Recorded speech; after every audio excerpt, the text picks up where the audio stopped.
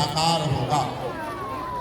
आज माननीय प्रधानमंत्री जी ने एक और महत्वपूर्ण बात की और उसमें उन्होंने कहा महिला का सम्मान, यत्र नारी पूज्यते रमन्त तत्र देवता। जिस समाज के अंदर, जिस राष्ट्र के अंदर, जिस परिवार के अंदर नारी का सम्मान नहीं है, महिला का सम्मान नहीं है, महिला के प्रति इज्जत का भाव नहीं है, वह परिवार कभी पनप नहीं सकता है। बंधुओं, घर में नारी का सम्मान बहुत जरूरी है।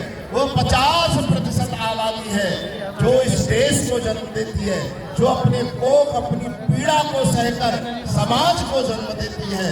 उसका अपमान यह भारतीय संस्कृति का अपमान है, उसका अपमान ये राष्ट्र का अपमान है। इसलिए माननीय प्रधानमंत्री जी ने कहा कि हर भारतवासी को यह संकल्प लेना होगा कि हम अपने घरों में, अपने समाज में, अपने अड़ोस पड़ोस में महिलाओं का सम्मान करें, उनकी इज्जत करें और उनको आगे बढ़ाने में हम उनके कंधे से कंधा मिलाकर उनके साथ चलेंगे तो निश्चित रूप से जो 2047 का स्वप्न माननीय प्रधानमंत्री ने देश के सामने रखा है, बंधुओं, वह स्वप्न निश्चित रूप से साकार होगा। दुनिया की कोई ताकत नहीं है जो उस स्वप्न को साकार होते हुए उसको रोक सके। प्यारे बंधुओं, स्वतंत्रता एक अमूल्य निधि है। एक समय ऐसा था, अपना समाज बटा हुआ था, बाहर से आक्रांता आए, कभी शक आए, कभी हूण आए, कभी मुगल आए, कभी अंग्रेज आए और यह देश पराधीन होता गया। और उसका कारण केवल एक ही था और वह कारण था इस देश का समाज आपस में बटा हुआ था। कहीं जाति के नाम पर, कहीं भाषा के नाम पर, कहीं प्रांत के नाम पर, कहीं अगड़े के नाम पर, कहीं पिछड़े के नाम पर, कहीं बहुत अधिक पैसा कमाने वाले के नाम पर, किसी गरीब के नाम पर यह देश विभाजित था।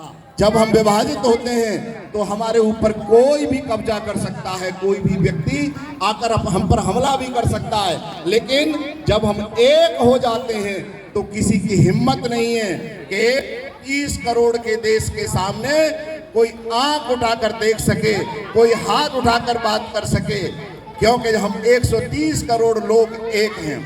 मेरे हाथ में ये 5 उंगलियां हैं, यदि एक एक उंगली को आप पकड़ेंगे उसको तोड़ा जा सकता है, मरोड़ा जा सकता है, उसके अस्तित्व को समाप्त किया जा सकता है। लेकिन जब ये 5 उंगलियां मिलकर मुट्ठा बनाती हैं तो किसी भी देशद्रोही के जबड़ों को ये ढीला कर सकती है। ये हमारी ताकत है और इस ताकत को हमें और मजबूती देनी होगी। आपस में हमें मिलते जुलते रहना चाहिए, अपनी समस्याओं का आपस में मूल्यांकन करना चाहिए और उचित स्थान पर हमें अपनी बात जरूर रखनी चाहिए।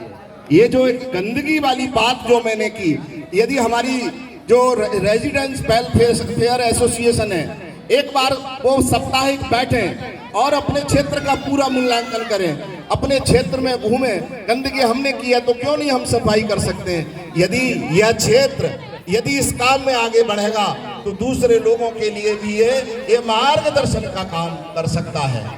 प्यारे बंधुओं, आज आपने अपने सबने अपने अपने घर पर तिरंगा जरूर लगाया होगा, लगाया है ना?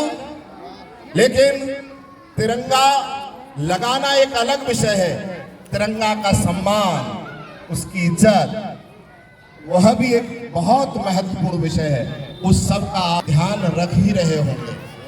मैं कोई और ऐसी बातचीत आपसे नहीं करना चाहता हूं, लेकिन जो एक बात मैंने कही है कि यदि हम आपस में मिलेंगे, मिलने का कोई माध्यम हो सकता है, हम कोई साप्ताहिक हम कोई रचना करें, हम आपस में मिला करेंगे और आपस में बातचीत करेंगे, हमारी समस्याएं क्या हैं, हमारा समाधान क्या है, तो निश्चित रूप से समस्याओं का समाधान नहीं मिलेगा। लेकिन कई बार मैं तो बहुत बिजी हूँ, मैं तो बहुत व्यस्त हूँ, नहीं भाई, हमें अपने लिए, अपने समाज के लिए कुछ समय जरूर निकालना चाहिए और उससे हमारी समस्याओं के समाधान निश्चित होने वाले हैं और तभी फिर ये जो सच्ची स्वतंत्रता है वह स्वतंत्रता साकार होगी। आज एक और महत्वपूर्ण बात प्रधानमंत्री जी ने कही कि हमारे बीच में अभी भी कहीं न कहीं हमारे कोने के अंदर परतंत्रता घुसी हुई। अभी भी हम स्वाधीनता का जो इंसेंस, जो उसका जो लाभ है, वो अभी भी हम नहीं ले पा रहे। हमारे मन के अंदर हम देश के रूप में तो स्वतंत्र हो गए, लेकिन कहीं मन के अंदर अभी भी परतंत्रता दबी हुई है। बंधुओं, इस परतंत्रता को निकालिए।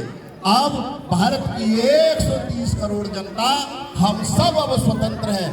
किसी से डरने की आवश्यकता नहीं, किसी के सामने झुकने की आवश्यकता नहीं। और अपने कहा जाता है, भला हो जिसमें देश का वो काम सब किए चलो। क्यों? जिसमें देश का भला होता है वही काम हमको आगे बढ़ना है। और यदि सब लोग एक संकल्प लेंगे, मेरे जीवन के निर्णय में राष्ट्र प्रथम होगा, तो निश्चित रूप से 2047 में भारत दुनिया का सिरमौर बनेगा। एक समय ऐसा था जब ये देश सारी दुनिया के लिए शिक्षा, भारत विश्व गुरु था। एक बार पुनः हमें अपने देश को उस स्थान पर पहुंचाना है।